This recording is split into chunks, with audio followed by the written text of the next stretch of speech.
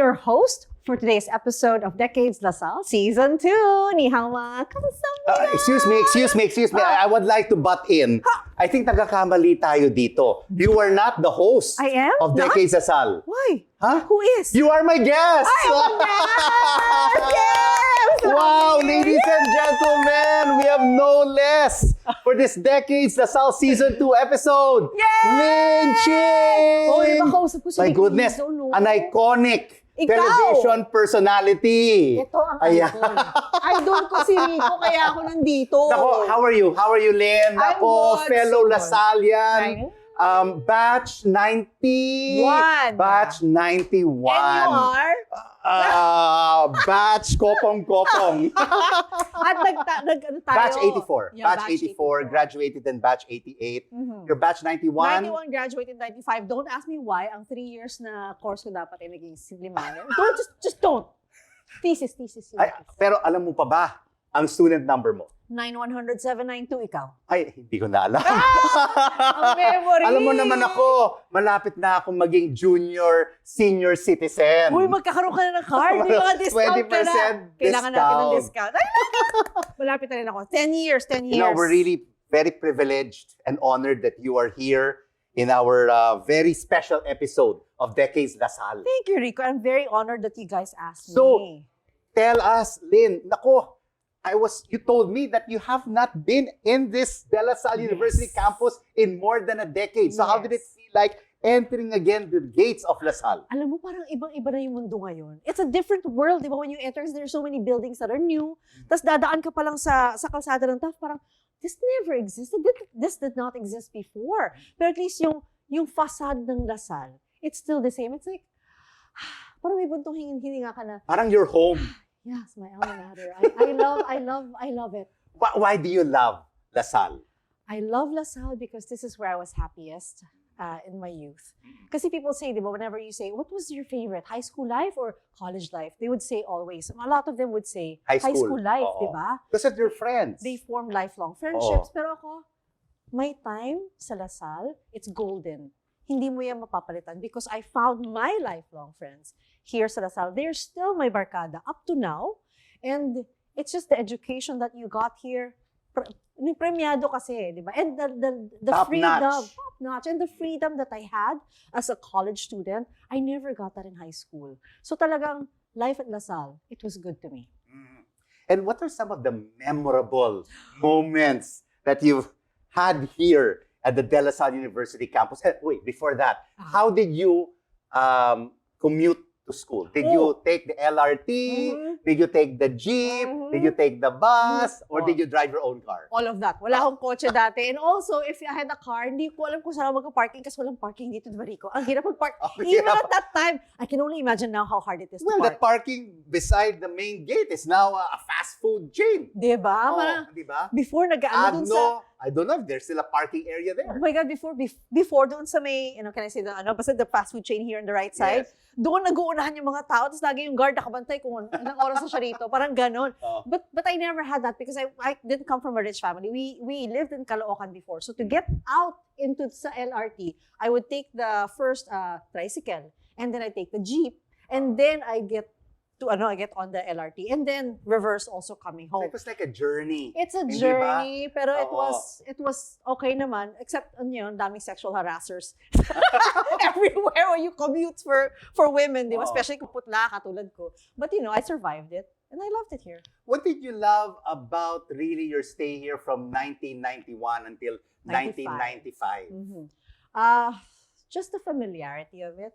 Yung bang pag-aalis ka ng bahay, masama loob mo, whatever, pagpunta mo rito, kahit nakaupo ka lang dun sa may SPS, sa Pebble Wash, or dun pumunta ka lang sa Miguel Building, which is where I was, parang there's this comfort na you're surrounded by the people who are familiar to you, and that you feel secured it's on campus. Warm, yeah. Parang ka lang, nakabantay, may nababantayan ka.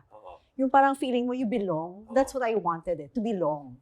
So, there are a lot of hangout places. Yes. Here on the campus. Yes.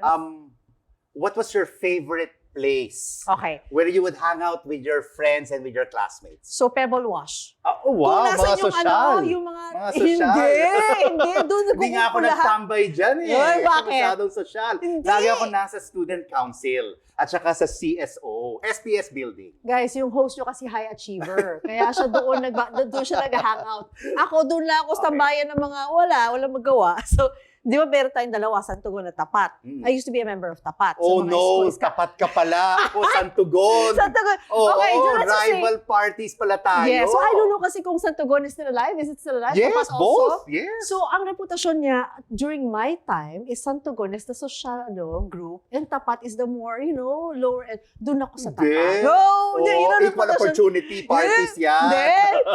Okay, anyway. Okay, what did you do for Tapat? I'm sure a lot of our LaSallians are also members of Tapat. What did you do for Tapat? Simple member lang ako. I was just one of those who followed and campaigned also. Yung tumutulong, ganun. Pero yun, back to what you were asking, me and my friends, we'd always hang out to sa Pebble Wash. Upo lang kami. Tapos syempre may mga benches doon. I don't know if it still exists now. Benches, tapos upo ka lang, gawa ka ng kailangan mong tapusin And then na people work. watch. People. Ay, nako, for people watch, makikita mo doon yung malaking puno. I don't know what you call that area anymore. Tapos dalawang grassy area yun. Tapos sa gitna niya may malaking puno at may bench. And under that, may isang fraternity na lagi nag-hangout doon. Puro gwapo. So lahat kami talaga. Marami ka bang crush Ang dami. during your 4 years here? Yes! Ang dami talaga lahat kami. Oh my God, look at that. Ang gwapo niya. Oh my God, ang ganda ng balat niya. Buti pa siya makinis. Ganon kaming lahat. Siyempre, mga girls, chika-chika lang kami. Oh my God, ang gwapo. Sige, wala na tayong trabaho. Oh my God, ang gwapo. Yung mga ganon. So, Okay. it's typical college kid, di ba? Talaga, it really looks like you had a great time here in LaSalle. It was a very secure environment. But were there also challenges that you experienced on campus? Nahuli ako ni Mang Jack. Nahuli ako ni Mang Jack, di ba? Mang Jack! Yes, you remember, di ba? Yeah. Meron tayong rule kasi about yung mga skirts. Oo. Kaya I won't call this a challenge, but it was just one experience that But talagang you'll never forget. hindi ko makakalimutan. Kasi me and my best friend were walking. I was wearing a short skirt, but she was wearing a shorter skirt. Oo. Pero ako yun na, Mang Jack, halika, DO tayo. Napunta ako sa DO because of my skirt.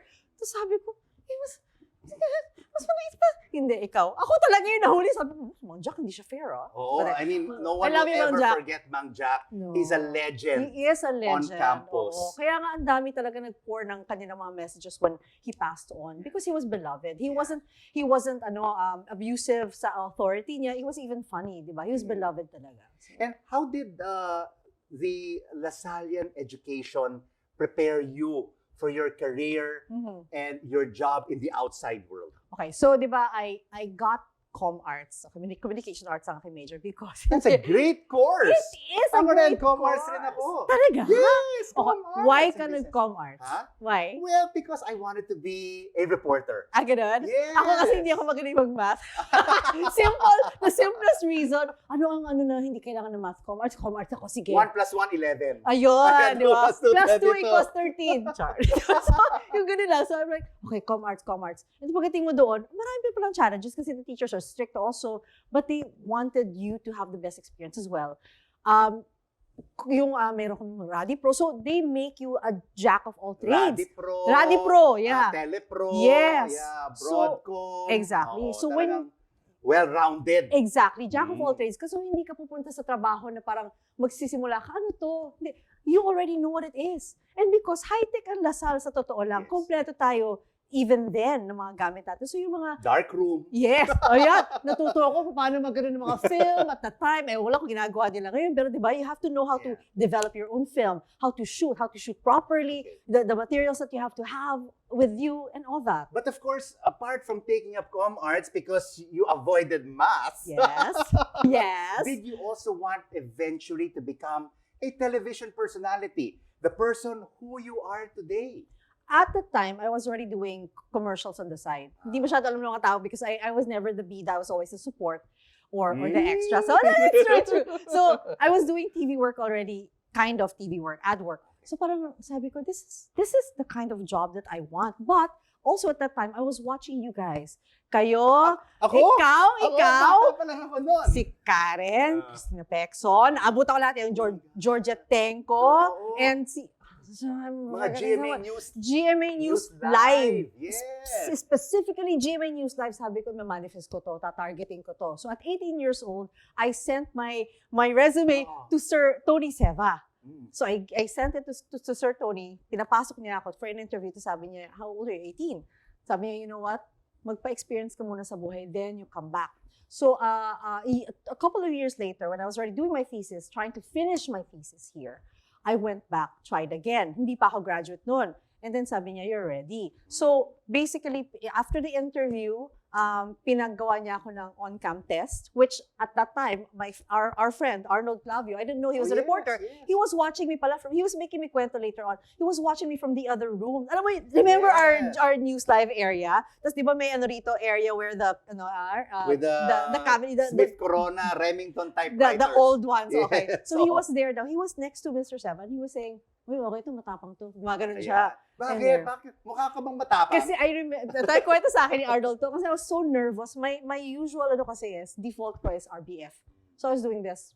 Without even knowing na nagsisimangot ako doon. So nakuha maganda yan. May instant credibility. Hindi ba? Hindi parang smiling face. I mean, when it's a serious story, hindi ba? Nagsa-smile ka, but kailangan you really have to be serious. Exactly. So that was my default. The look default. of credibility. Exactly. So that was my default. And then nakita sabi ni Arnold, okay to matapang to. Because at that time, sabi tapos yung kilay po, sabi kasi ni Sir Seva na, okay, can you repeat that again, please? I think it was my third time to repeat. So I'm like, yes. So then I started reading it again. Pero yung mukha ko gumano na. So sabi, that's when Egan said, matapang to. Because I had an attitude nga talaga. Alam mo yung attitude ng mga lasalista is more of a confidence na, pride for education. Magpagaling na ako. But apart from com arts, was there a second option? Did you want to take up another course, or was it just really com arts? You know, my parents would have loved it if I became a doctor or a lawyer, both of which I would never have done because I don't have the capacity for it. Feeling ko, mental capacity, and you have to love your job as we do. So, parang I knew and even then, parang alam ko na yung calling ko. This is what I love. This is what I've been attracted to since I was a kid. I've been watching TV since yung talagang nakatuto ka and trying to see and binabasa mo kung anong ginagawa nila. Absorbing and emulating. Yes, sometimes the people on your television set. Yeah, sometimes parang bigla mo nang nasa banyo ka. Sige, ang balita po today. Parang di ba ginagawa mo yun na unconsciously, which means talagang you know your direction. So I knew my direction. Alam mo talaga kung anong gusto mong gawin sa karera mo. I belong on camera. Sabi nga nila, wow. But I mean, you have a family, you have kids. Yes. What have you told your kids about your experience in LaSalle and the LaSallian education? I always tell them, I had the best time at LaSalle. Iba talaga the fact that I've had my job for 30 years. 30 years and only for one network. One network. 30 wow, that's years. Loyalty. That is loyalty. Sobrang loyalty. Sometimes parang, why am I still here? Am I really supposed to be here pa for, and for that's what how many also years? the LaSallian culture instills, no? Loyalty to our job and to our school, right? Exactly. That's why we LaSallians love LaSalle. Period. Diba? Wherever we go, around the world. Yeah, you're I'm sure proud. tinatanong ka, Lyn, you speak great English, wonderful diction, you write well. Do you tell them that you're from LaSalle? I'm from LaSalle, definitely. I tell them that even sa bahay, I'm surrounded by the other school. Asawa ko, they're all... Hindi ba yun ang isang pagkakamali sa buhay mo? I married a Berde wonderful... tayo, berde or green. Pero pag minix bakit mo... mo inalo ng blue, ng asul? Pag minix mo ang green tsaka blue, ano ba labas yun? Heart. But yeah, we mix really well. Saranghe. Hindi ba? Waini, Javi. Yeah. Pero yun, you can never be ashamed from where you diba? Kung saan ka nang galing. I'm very proud to be a LaSalle. I tell my family knows and they're proud that I'm from here as well because ang resulta naman, tingnan mo, matatalino naman mga anak ko, diba? Napalaki natin ng tama, mga anak natin. And of course, superstar rin sa TV. You know why? You're not only a superstar in television, but you also interview global superstars. You and me, ba? Oh my God! Yeah, I mean, we're blessed, right? We We're are. blessed to be able to interview international celebrities, but you have interviewed many, many more Hollywood celebrities.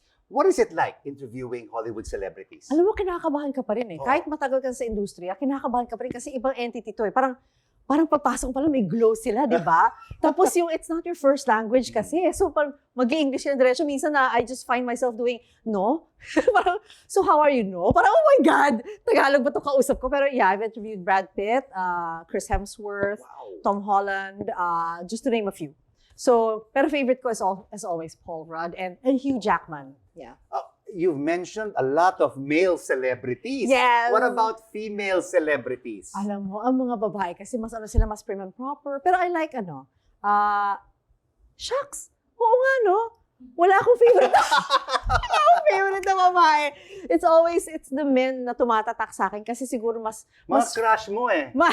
Brad Pitt ba naman? Brad Pitt. Sinimhot ko siya. Sinimhot ko siya. Wait, hindi ko maintindihan yung sinimhot ko siya. Inamoy ko siya. Ay, wow. Yeah. You were like, he hugged you? He was in front of me, and then at the end of the interview, as in tapos na, close ko na interview, as I was standing up, sabi ko sa kanya, it's so weird. A lot of people are asking me how you smell. Tapos sabi niya, how I smell? How do I smell? Gumanon siya. So ako naman, pagkakataon ko na to. Gumanon ka talaga. Yeah, with that expression. Yeah. Yeah. Pero konti na lang. Kung Alright. Rico, pag nilabas ko yung dila, kung nadilaan ko na siya. So basically, he smells good. He really smells good. great. But who had the greatest personality that you said, wow, this person is very down to earth. Very simple. Hugh Jackman. Actually, Hugh Paul Jackman. Rudd and Hugh Jackman naglalaban Wolverine. yan. Wolverine and Ant-Man. So Paul Rudd. kasi si Paul Rudd was so giving with his answers, and then he and I talked about Friends, his experience in Friends. But Hugh Jackman, I made him sing in Filipino. I made him sing in Tagalog. Nandito ako, yung kay Ogie, which later on, Ako. sabayan mo ako. Pero si Ogie was singing, Thank Me Later. But after the fact, kasi parang sabi niya, wow, it's quite the experience na, di ba, to hear your song from the mouth of Hugh Jackman. So I made him sing that. It was at that time, he was promoting his movie, The Greatest Showman. And I was the only Pinoy that was sent there. So it was my exclusive for him, Zendaya, and Zac Efron. Wow, Zendaya from Spider-Man. Yes. And later Zac on, Efron from High School Musical. yes. And then, alam mo, si Zendaya, nakakatuwa. A small, short kwento lang. After all the interviews that she did for the international interviewers, we were in Australia. So, labas lang siya sa may The Rocks. Lakad lang siya, kasama niya yung stylist niya, isang tao, tatlo lang. Wala. As in, dead man lang siya. She's just walking around, looking around. So, ako naman sabi ko, magkakataon ko na to. Takbo ko sa kanya, hi, can you take a picture? Yes. Tapos sabi ko, you're my daughter's favorite. Can I have a shout out? Nag-shout out siya sa anak ko. Okay. Let me put you in a spot. I mean, you really love these personalities like Yes. Zendaya, Hugh Jackman. Yes. Ayun Brad pala yung favorite Pitt. ko na girl. Okay. Okay, Zendaya. Who is also in Dune, no? Yes, Dune. The latest movie of Dune. Great movie. You know, Lyn, you mentioned so many nice things about Hollywood celebrities like Zendaya, what do you call this? Jackman. Hugh Jackman, Brad Pitt. I mean, was there a personality, a celebrity who you didn't like, where you had a very challenging time talking to them? So, when I started kasi doing junkets, I was about 22, 23 years ago. I'm not even sure anymore. I flew to, I think, LA to interview this star, Eddie Murphy. Funny guy, di ba? Pag nanonood ka ng movie niya, talaga you're just so entertained. He's Beverly great. Hills Cop, Coming to America. Ay, ang galing-galing niya, di ba? Talagang, Oh. wow! But during the interview, I don't know if he was going through something personal, pero he wasn't pleasant. He woke up on the wrong side of the bed. Correct, I think. So I don't know if that's his attitude towards everybody or maybe it was I just caught him at the wrong time. But he wasn't very pleasant. Ang daming bawal. So I don't have pictures with him actually. But yeah, that was an experience. Parang after that, parang, should I be doing this? Is it me? Am I doing something wrong? Yeah. But then again, you move on from there and then you think, maybe he just was going through something personal. Diba? You know, I'm sure a lot of our viewers right now want to become a Lyn Ching, Yeah. interview Hollywood celebrities, top-notch personalities. What about local celebrities? Who would you say were some of the most memorable ones? Honestly, Rico, I haven't really interviewed local celebrities Naku, ah. na one-on-one in a Oh my long, God. long Oo, time oo. because where we work, di ba marami naman silang mga Reporters and reporters hosts. who are really doing that. Ako kasi I'm just a talent and I do Exclusive Hollywood celebrity I- interviewer. in a way, parang ganun na lang. Except when they come to our morning show. That's when I get to talk to them. But other than that, I don't really do one-on-ones with them. Pero yung pinaka-recent ko that was pleasant, it was good, was Bea Alonso. Bea Alonso, one She's- of my favorite actresses. She's fun to talk to, definitely beautiful, and she's very mapagpakumbaba. Mm. It was nice to talk to her. She's very pleasant.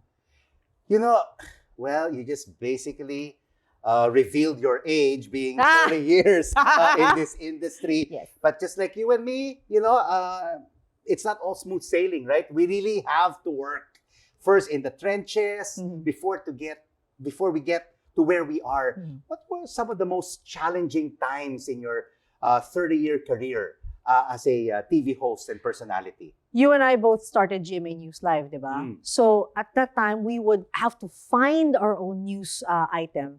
We would have to write and edit it, and we would have to print it out. And remember that machine? Yung fini-feed natin yung papel, tapos sometimes nagkukumpul-kumpul. Oh Tas, my gosh, that happened to me several times. di ba? because And I how was do you on GMA react? News Lab twice. Yes. No, I would do it every Sunday. Oo. My God, and then it crumpled. Exactly. The script. Yes. And then what Because would it's you on do? manual. Yes. What would you do pag nangyayari yun? Well, you know what? The bottom line is, Lyn, your knowledge about news. And you just have to Yes. ad-lib Yes. and report the news. Yes. Because you have to have had read the story previously and internalized it. And that's the beauty of us writing it ourselves. Kasi when you write it, di ba sabi nga nila sa memory mo, it helps when you're writing it nga, using your hand than doing it via computer. But tayo, we wrote it ourselves, so we know the story. So pag nangyayari yung kahit paano you can catch na na parang, okay. Aside from the fact that dapat meron kang extra copy, but sometimes we really don't, di ba? Let's admit that. So, that was hard kasi parang,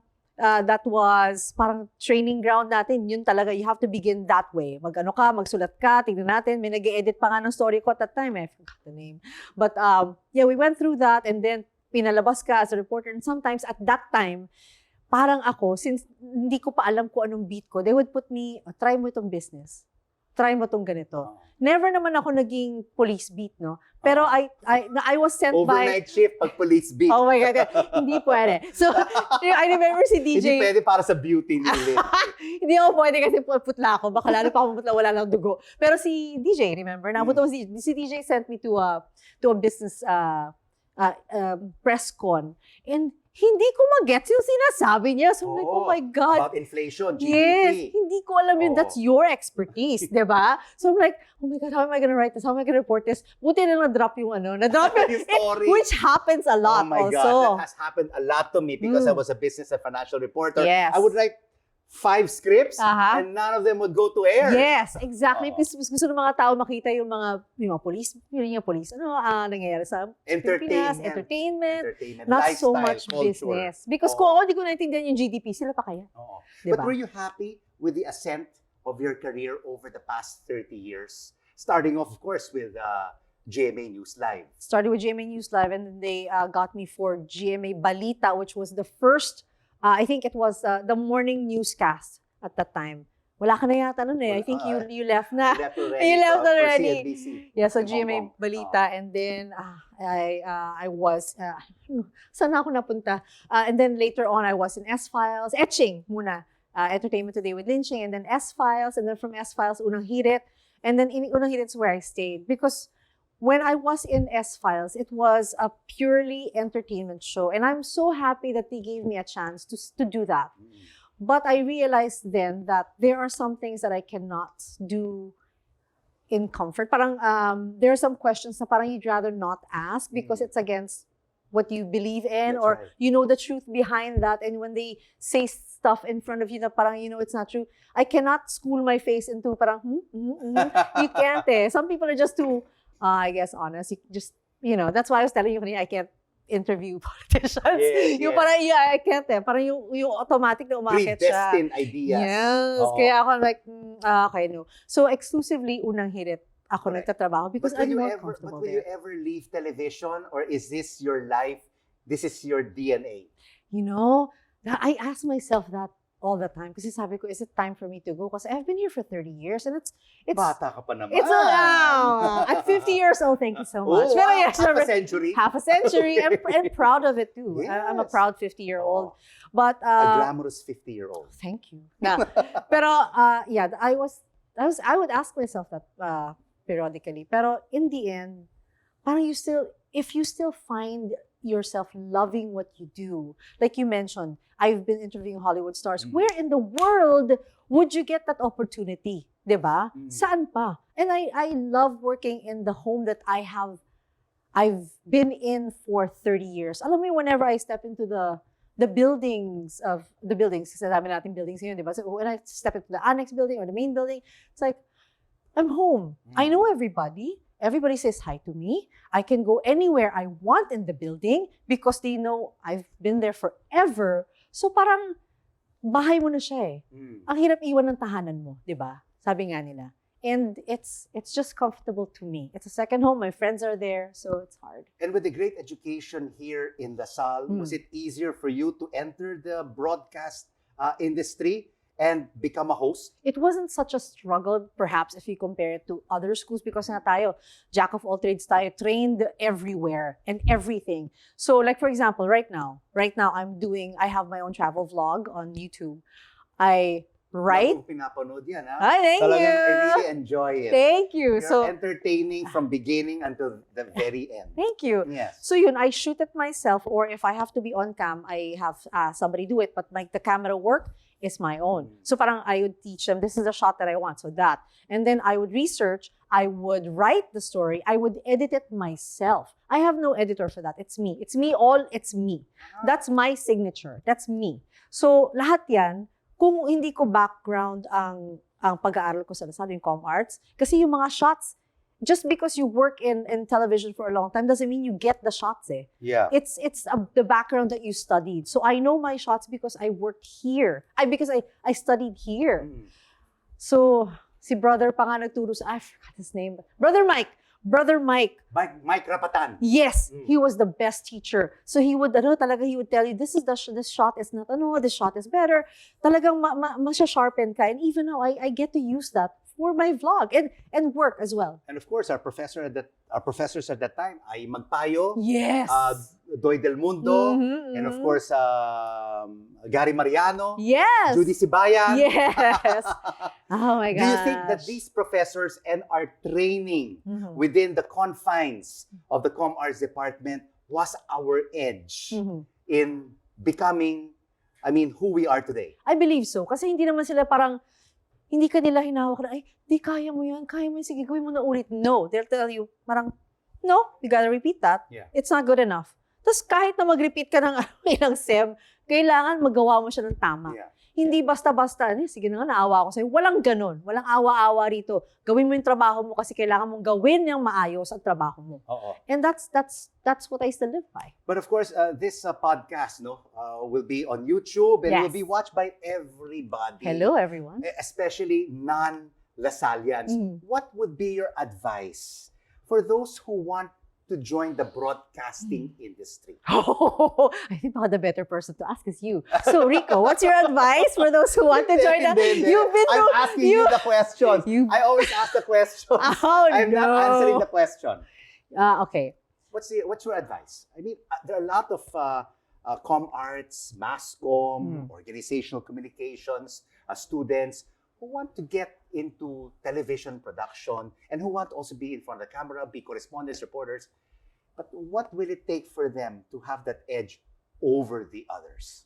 Kasi now, di ba, Rico, it's so different now. Competitive. It's so challenging now. Yeah. That's why yung iba nagsisimula na lang sila sa TikTok or sa Instagram. Doon sila nagsisimula and then they wait for themselves to be discovered and noticed, which is good. At least, meron na silang marka. Nagkaroon na sila ng marka.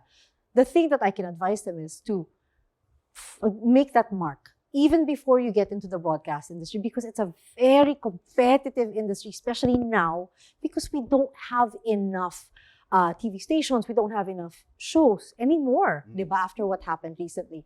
So parang kailangan meron kang something, a spark or a gimmick or what will make you stand out? You find that. Kasi every person is different eh. Hindi ka lang pwedeng maging maganda. Hindi ka lang kailangan maging maputi. Hindi kailangan maganda ang boses mo. Kailangan meron kang lahat. You have to have something in between your ears. Oo. Kailangan mabilis ka. And it's not just enough to be on television. You have to be multi-platform. And di ba, Rico, marami na tayong mga colleagues na, kumbaga, it's like they fell off the TV world. Parang nawala na lang sila bigla. Naglaho ng parang bula. So, to stay in this industry, you have to have something that they can't find elsewhere or with someone else. Ganda. Very relevant and great advice from you, Lyn, about joining the broadcasting industry and television production. Ako lang ang hindi I won't be only asking you the questions. We also have questions, Lyn, from the students of LaSalle University. Pakinggan natin itong question. Hello, Miss Lyn Ching. My name is Camille De Pedro. I'm also a graduate of AB Communication Arts from LaSalle. It's truly an honor for me to ask you these questions. So, my first question is, what's the greatest achievement you'd say that you realized working in the industry? And my second and last question is, if you have one message to all the LaSallians or aspirants hoping to be in the media of broadcasting industry, what would it be? Thank you so much. Ayan, ang gaganda naman ng mga tanong. Ay, wala sa lista eh, syempre. Always Thank you, asking the Camille. tough questions. Yeah. Right? The challenging questions. Sa sobrang ang challenging, hindi ko alam kung anong sasagutin ko eh. Kasi ano yung achievement ko? Honestly, parang feeling ko dapat somebody else would say, ano nga ba na-achieve? Kasi ako, I don't know. What have I achieved? I know I have achieved something in my family life. Because from looking at my kids, I know that I'm doing something right. Yun lang.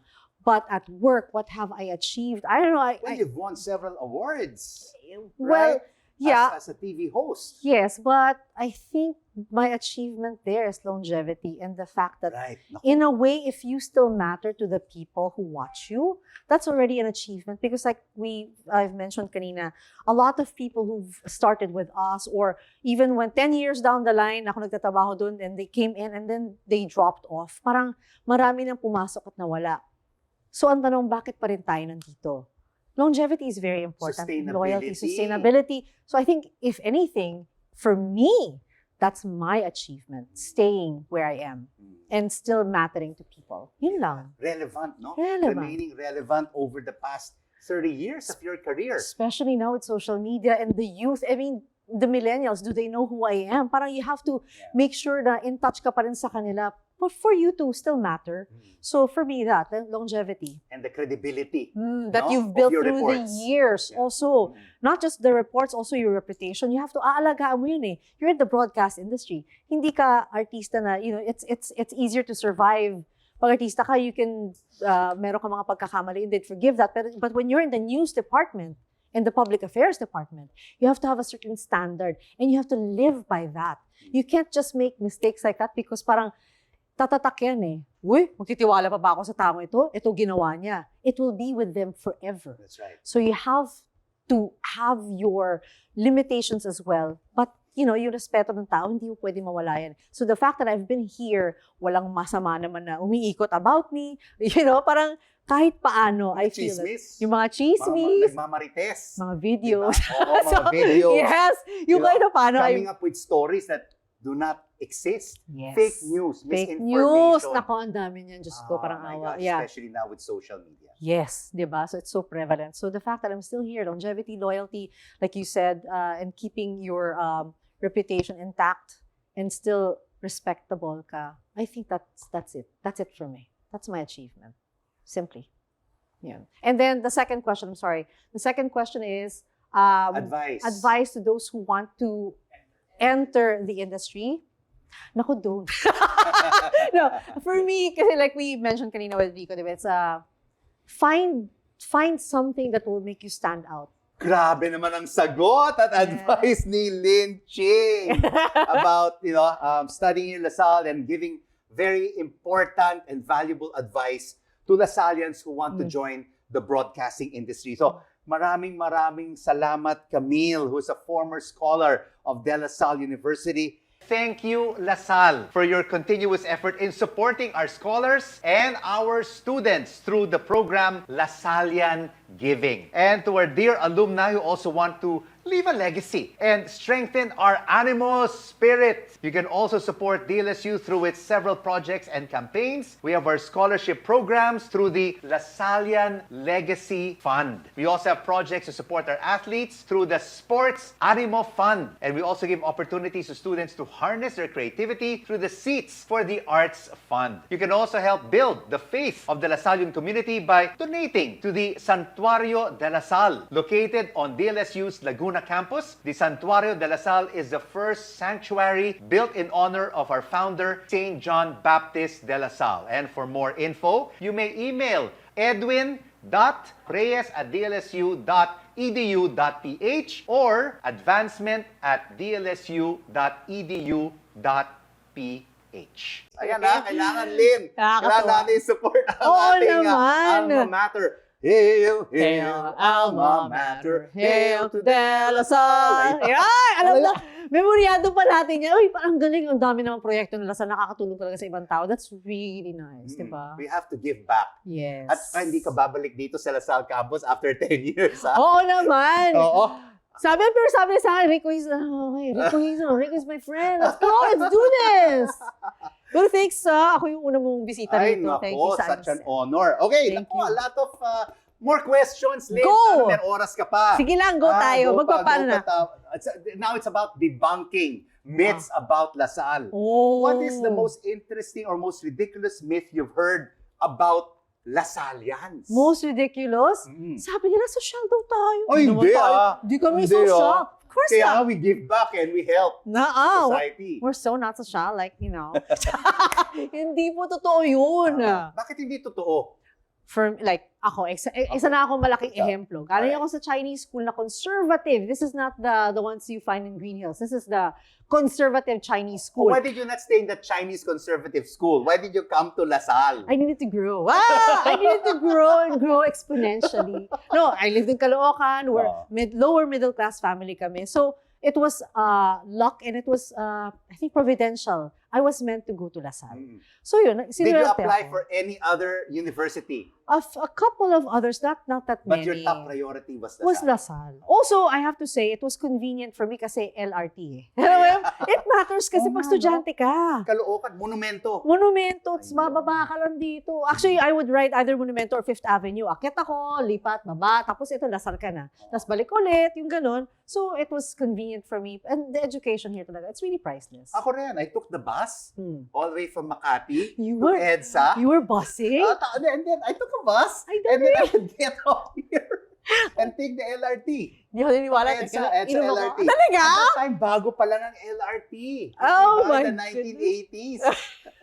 88. Oh, and then they built afterwards the EDSA LRT. Yeah. All right. And I just have to oh. mention, yung tatay ko umuutang pa para mabayaran yung ko rito, tuition fee. Ganun kalala. I mean, if people look at me and say, oh, mayaman ka. Actually, kung alam mo lang na ang tatay ko nagbebenta ng tuyo sa Divisoria. Yan ang hindi alam ng tao. At ayaw nilang tanggapin na parang, totoo ba yan? Totoo. Why would I lie? Diba? He used to sell tuyo and he would make utang para mapasok. The reason why I can speak straight English, ito yung sinasabi ng tao, no, speak straight English, imposible yan. Nanonood po ako ng Sesame Street. That's how I learned how to speak. Day. Oh, yes. Ako rin. When I was starting out, when I was a kid, I was also watching Sesame Street. Yun, it helped a lot of us. And how many brothers and sisters do you have? I only have one. Okay. My beloved older brother. He claims that he looks younger than me, but it's a no. It's moi. I'm the baby of the family. Dalawa lang kami. Matipid ang magulang ko. Matipid. Ako mas matipid. Isa lang anak ko. I know, right? Isa lang siya. Wow. What a memorable 4 years Yes. at De La Salle University. And did you join organizations, the Com Arts Society? Did you join any organizations for extracurricular activities? Aside from Tapat, I did join LaSallian only because my friends were photographers there. So, sumali na rin ako sa LaSalle. Pero parang akong salingkit na hindi naman ako sumusulat masyado. At that time, parang, for me kasi, if you can't do well in your studies, huwag ka munang masyadong makialam sa iba. So, I was trying to concentrate on my studies, getting my grades up. So, I would go there to support them. So, LaSalle and tapat. That was it for me. All right. But nevertheless, a very active and very fulfilling 4 years here at De La Salle University from 1991 to 1995. And finally, complete the sentence, Lyn. Oh, no. I am a LaSallian, of course, I am blank. Oh my God. Ang daming pwedeng sabihin. I am a LaSallian, of course, I am blank. Well-educated, flexible, and fun to be around. Dami, no? Oh, grabe. Ay, pero totoo yun, di ba? Marami tayong natutunan dito sa, Yes, sa De La sobra. Salle University. On that note, Tapos na? Oy, tapos I had na. fun chatting with you, Lyn, Rico. maraming salamat Thank you. for joining us for this episode of Decades La Salle Season 2. May I just say, Yes. dahil nag-umpisa kami dalawa sa same station, nagkikita pa kami at that time sa trabaho, ngayon lang kita nakasama sa interview. And ngayon lang. One-on-one. This is the first time That's right. ever. Yes. Diba? Yes. Wow, after 30 years. After 30 years. 30 Ako years. beyond. Alam mo, ikaw 30 years? 30 years. I'm on my 36th year. Oh my God, you're so old. I just have to say that. Yung puting buhok ko. Buti ako Kahit sa nagtitina. kilay, may puti na Oh buhok my eh. God! Magpatina tayong lahat para mawala ang kalabang uban ng mga kalaban natin. Sumpa! Ayan. Thank you so much. We have learned so much Thank from you. this chat on this particular episode. Naku, a lot of hard work, perseverance, hindi ba? Patience. Nako. And continually educating yourself on a day-to-day basis as a TV host, as a media personality. We can never say, Lyn, that we know everything. Yes. Right? No, never. You can always, there's always something to ano pa eh. Parang to re-educate yourself, you have to grow constantly. Like with social media now, kailangan tayong sumabay din sa agos, kumbaga. So that's what we, Tagal diba? ko na hindi narinig word na yan. The flow. The flow. Go The with the wave. flow. Yeah. And then you have to find a way to stand out pa rin kahit na, di ba? We just have to grow with and go with where the world is going.